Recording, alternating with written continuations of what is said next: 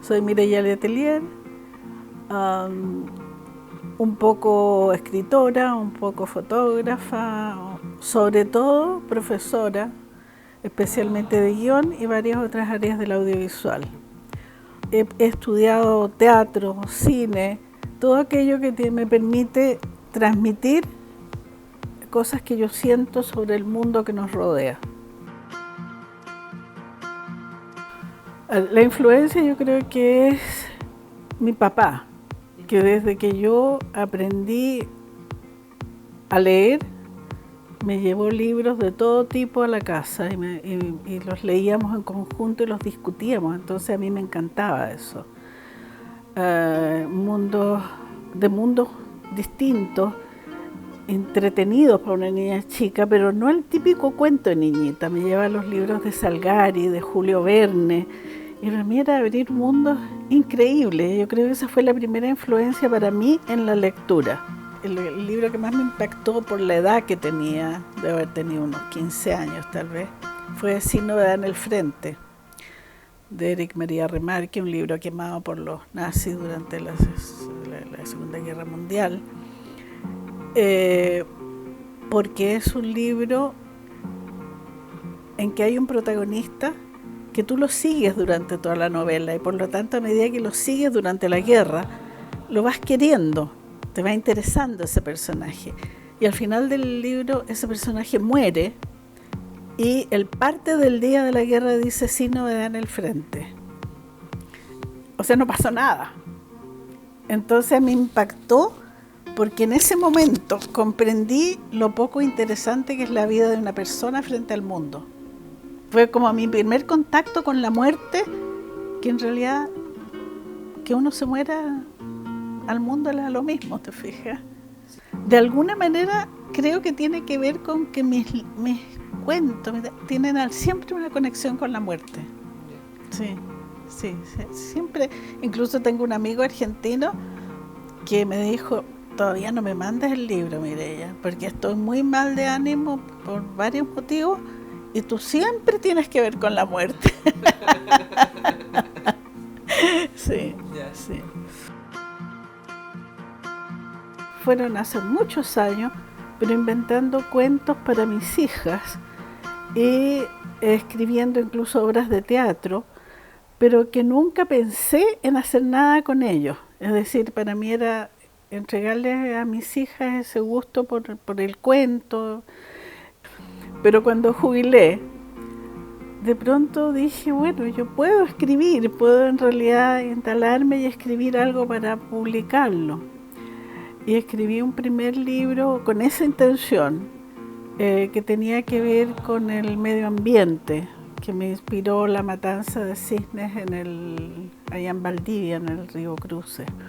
Eso fue como mi primera inspiración, eso lo escribí y acudí a una editorial que ya me había editado sobre libros, pero yo antes había escrito para editar libros sobre cine, capítulos de libros sobre cine, ¿ya? Entonces me conocían y les gustó mucho el libro ese ambiental y lo editaron, que es la editorial RIL. Entrar en un mundo que a medida que escribo va formándose solo. Los personajes empiezan a caminar solos, van hacia lugares por su cuenta y por lo tanto es como meterme en unas vidas distintas. Están adentro de mi cabeza totalmente vivos. No son personajes como inventados, te diría yo, sino que están vivos y van haciendo acciones por su cuenta, tanto que de repente me da pena lo que hacen, me asusta, en fin, ¿no? Más que una persona específica, es como la acción de una persona lo que me llama la atención. ¿Por qué una persona hace algo? ¿Ya? Y eso lo voy poniendo en los libros. ¿Ya? Así, ¿por qué pasó esto? ¿Por qué se hizo esto? Ahora estoy escribiendo otra novela que está ambientada en la pandemia, por ejemplo. Y igual, ¿por qué pasó esto? ¿Por qué esta persona hizo esto? Y mirando las acciones de alguna gente que nos rodea frente a esta situación tan loca que estamos viviendo. Yo creo que en este país nunca se ha leído mucho, si quieres que sea sincera, digamos. Y creo que cada vez se lee menos, ¿no? Eso también es importante, yo creo que se está leyendo poco. Porque hay otras formas de conocimiento, porque la lectura es el conocimiento. Y hoy día existe la televisión, existe la internet, son otras formas. Pero la diferencia, yo creo, importante es que la lectura despierta mucho más allá la imaginación. Ahora yo encuentro que cada momento tiene su forma también de expresión y de acercarse a la gente. Ojalá se pueda. Yo creo también una cosa importante, yo siempre me preocupaba de los libros que leían mis hijas en el colegio y después mis nietas, y yo creo que ahí se incentiva muy poco la lectura, por el tipo de libros que le dan a leer a los niños. ¿Te fijas? De pronto unos libros sumamente sin sentido, sin asunto, con un lenguaje precario. Eso es una cosa que me preocupa a mí. Yo creo que la cultura se hace a través del lenguaje. El crecimiento intelectual se hace a través del lenguaje. En primer lugar, leer. Es la forma en que uno aprende a escribir, no hay ninguna duda de eso. Y cuando uno lee un libro, pensar por qué le gustó ese libro, qué le atrajo de ese libro, porque ahí se te va armando tu propio mundo en torno a la escritura y la lectura, ¿te fijas? Y después empezar a buscar, a mirar qué historia te llama la atención y por qué. Y empezar a escribirla sin miedo. Eso es lo principal. A lo mejor la persona se siente y dice, no, esto es una lecera. A mí me pasó la primera vez, ¿ya?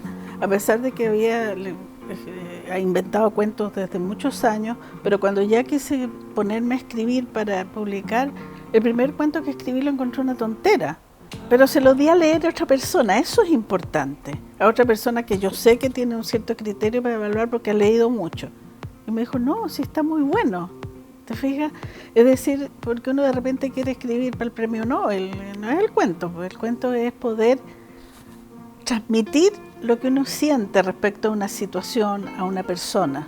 Por lo tanto, mirar el mundo, eso es bien importante, mirar y escuchar el mundo. Yo a mis alumnos de guión les decía siempre, uno si quiere escribir guiones tiene que ser maleducada, porque tiene que mirar lo que le interesa, tiene que escuchar lo que le interesa, sin miedo, porque si tú no miras, si te llama una persona la atención, o si una situación te llama la atención, tienes que mirarla, tienes que escuchar por qué te llama la atención eso y qué es lo que está diciendo. Por lo tanto, hay que mirar y escuchar el mundo. Yo siempre les digo a mis alumnos eso. Y sentarse a escribir sin miedo, porque una vez que uno ha pasado unas pocas páginas, que a lo mejor no son maravillosas, los personajes empiezan a caminar solos. Yo siempre les digo eso. Y déjenlos caminar solos. Y quiéranlos a todos los personajes. Y déjenlos que hagan lo que ellos sienten. Porque ese personaje está vivo dentro de uno. Uno es un poquito de cada personaje, eso es una realidad, ¿no? Los propios sentimientos, las propias experiencias son parte de lo que uno está escribiendo, por lo tanto están vivos y funcionan. Y hay que dejarlos sin susto, que caminen hacia donde quieren ir. Y escribir, punto. E investigar. Eso es una cosa fundamental. Es decir, si uno, como te digo yo, por ejemplo, ese primer libro de cuentos fue sobre el río Cruces, pero la inspiración fue el río Cruces. No puse específicamente ese río, ni quién había matado a los seres, no. Pero leí absolutamente todo lo que pasó ahí, para poder entender bien sobre qué yo estaba escribiendo, ¿ya? Por lo tanto hay que investigar. Si yo quiero poner un personaje en una situación, en un lugar, hay que investigar esa situación, ese lugar. No hay que ser flojo para escribir. A medida que uno escribe, mostrárselo a gente, mostrarle a otras personas, porque te dan ideas, te dicen si está muy bien, muy mal, si no se entiende, porque a veces uno escribe y la gente pierde la objetividad y nadie entiende qué es lo que uno está escribiendo. Y dárselo a gente que ha leído bastante, eso es importante.